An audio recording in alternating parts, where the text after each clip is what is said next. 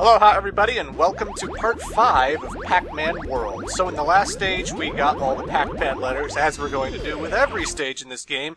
And I didn't successfully complete this level before, so now I'm going to give it one more shot. What you're supposed to do is use the elevator to grab all the fruit, and then you'll go to another elevator on the right and come back down and pretty much go in a circle.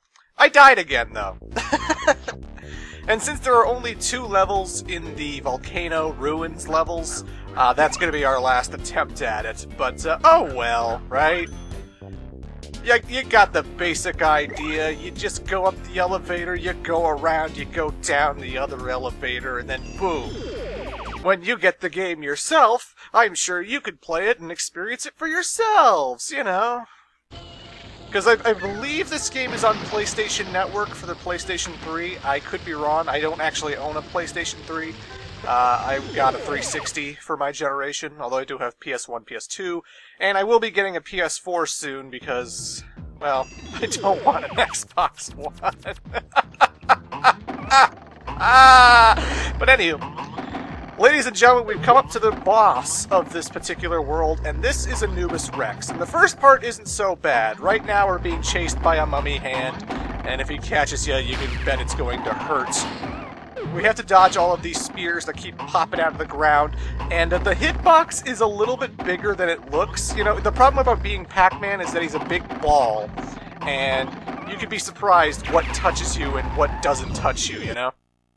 The only thing I can recommend is just keep holding up, keep going in a diagonal direction every time you have to move somewhere, and always try to keep on the straight pathway, and if you have to get ahead of the mummy hand really quickly because he's catching up, just do a rev roll, a little quick rev roll, and you should be pretty good. But the real hard part is this, ladies and gentlemen. Now we're at the meat and potatoes of Anubis Rex. I guess the mummy became part of this idol with the heart. Or maybe by destroying the heart we kill the mummy. I don't know. But here's the thing. As I said before, unlike Mario 64, when you fall in lava, you just die, you know? Of course, when you're jumping from platform to platform, these magma rocks are constantly popping out, and you gotta make sure you time it so you don't run into them. And the more you hit the heart here, the more erratic and more crazy the pattern starts becoming. Like, after I hit him once, the black tornado started coming out, and when the tornado catches you, it keeps you in the tornado for a little bit, and then it hurts you for 1 unit of health. And the best way to dodge that is to wait for the tornado to come to you, and then jump over it as it goes lower into where the lava is. So I'm waiting, jump, boom! I dodged it. After hitting the heart a second time, now magma rocks are falling from the sky, so you see right there, I have to jump out of the way in order to dodge them. And again, your health doesn't really refill here, you know? Like, there are sometimes a health container will pop into the background after you've hit them once or twice, like right there. And now I can pick that up. But, in general, the health doesn't really respawn. The good news is, if you die, you will respawn at the hit you connected on, you know? Like, now that I hit him 3 times, I don't have to hit him those 3 times ever again. Even if I die and fall in the lava, I just have to make sure I get this 1 hit. So you're rev rolling on all the platforms so that the hand's open, so that I can get to the jewel. But again, this part gets really, really, really, really hectic. And when you only have 4 hits and then you're dead, your invulnerability state doesn't really last that long. It's pretty quick to wear off and get another hit in, you know? And I've heard some pretty big horror stories from people watching the first few parts of this video. A lot of people find Anubis Rex kind of, holy shit, difficulty spike. Because it's so easy to mistime your jumps and fall in the lava. It's so easy to let the falling magma rocks hit you. I'm already 1 more hit and then I'm dead, right? And I could run to this tornado, I could run to the meteor that's falling after me.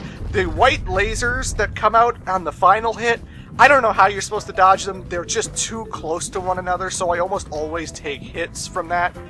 And, yeah. In general, though, I don't think Anubis Rex is the worst thing ever, but you will see the difficulty spike, and you will realize this isn't so much of a kid's game once you start getting to bosses like this. This is when the game stops holding your hand and starts going, no, no, no, no.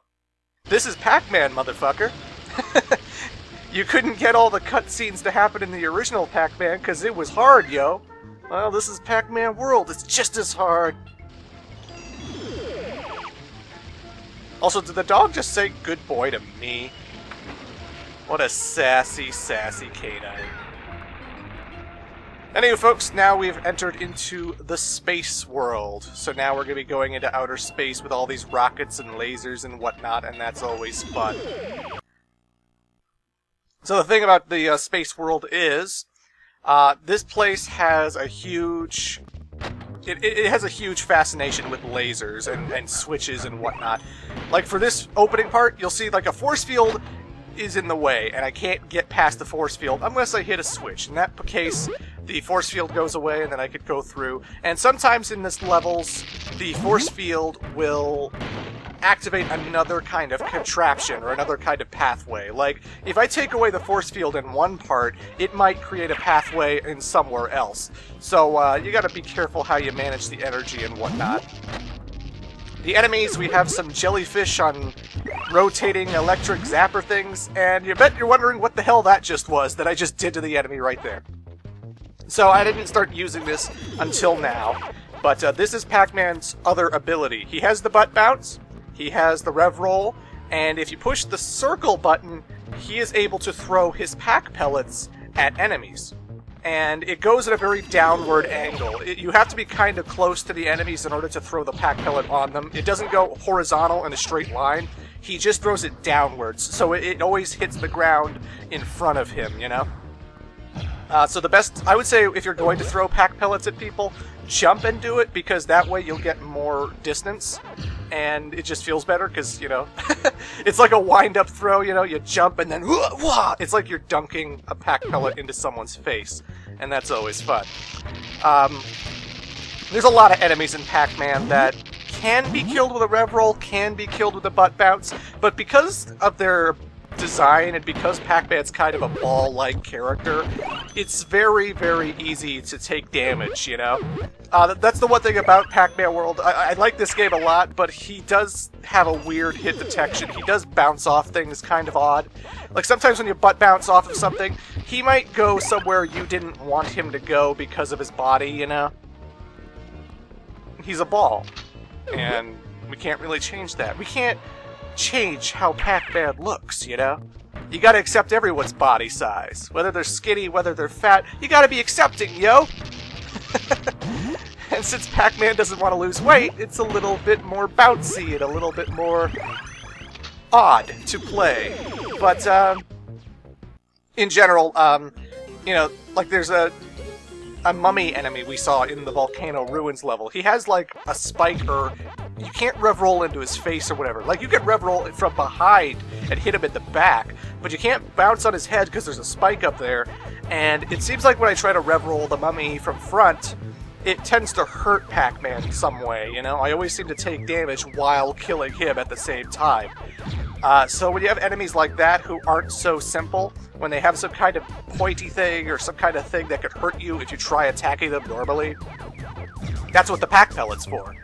And again, collecting these Pac pellets right here, that's giving me ammo. If you don't have Pac pellets, you obviously can't throw a Pac pellet. It does take away from your overall live score at the end of the stage. Like, the more Pac pellets you have, the more points you get, and the more score you can get. So you're encouraged not to use the Pac throw because it can get rid of your points.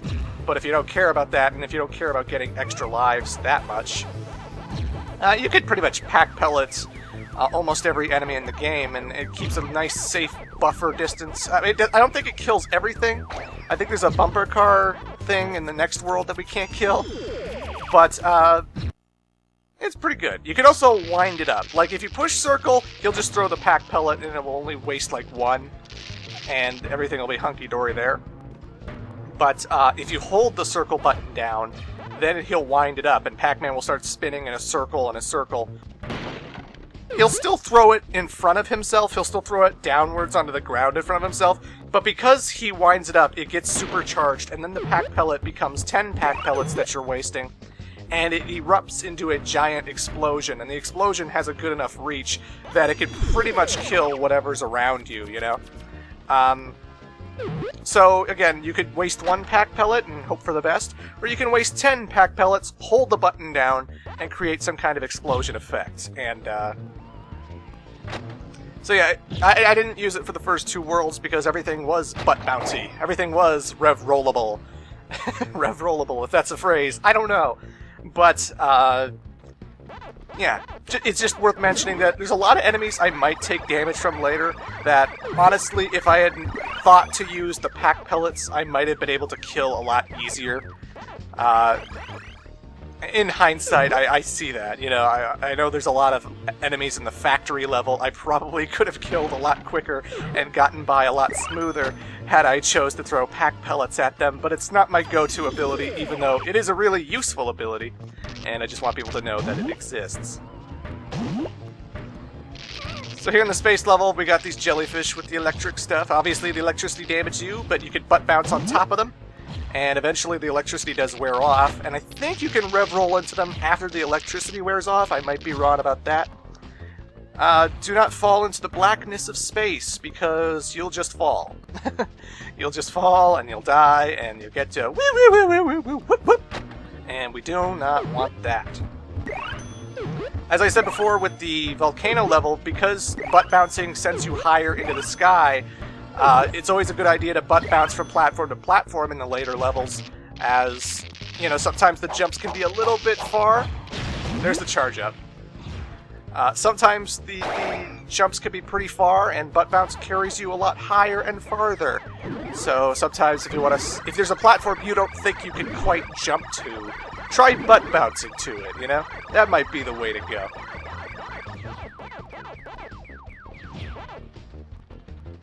But a lot of laser timing puzzles in Pac-Man's space level. You always gotta wait for the... Ow! You always gotta wait for the lasers to go and then move and then be quick about it because the lasers will come back and whatnot. And again, it only takes 4 hits to kill you. Another thing that I haven't really mentioned is that health doesn't really regenerate in between levels. If you got hit like 3 times in one level and then you make it to the next level, you'll still have no health left.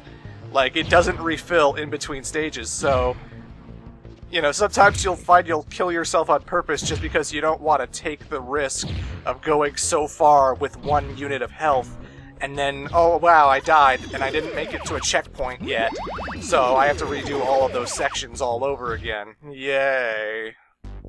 But, now that we're in the space level, let's take a look at the bonus level of the space level, why don't we? This one's pretty fun. Basically, you have to flip the switch, and it creates this laser pathway, and the laser pathway does wear off after a while, right? It doesn't stay up there forever. So, grab all the fruit you can, and then rush to the other thing as quickly as you can. I had to rev roll because I actually missed a fruit, and I decided to take the risk. Luckily, it paid off. But you always want to just go in a circle and grab all of them on one loop, and then head to the other platform really, really quickly. Jump. That's another thing. When you're coming up to the last platform, make a jump, because you probably aren't going to make it, you know? But either way, for here, you go to the top 3, you go to the middle, and then you go to the bottom 3, and then you go and open the last chest, and then you shall finish this bonus stage. Booyah! And that's how the Pac-Man does it. I am so snooty, yes. But, yeah. And again, all the bonus stages are the same in the same worlds that you encountered them. So I'm always going to be showing the first bonus stage, and then I'm going to leave the other bonus stages out from now on. It's a very gameplay-heavy game, and there are no cutscenes aside from the beginning and the ending of the game, so I would like to move on to my next game, and although I like this game a lot, but I know that people would like to see something new. But anywho, we shall continue the Space Worlds in Part 6. See you then.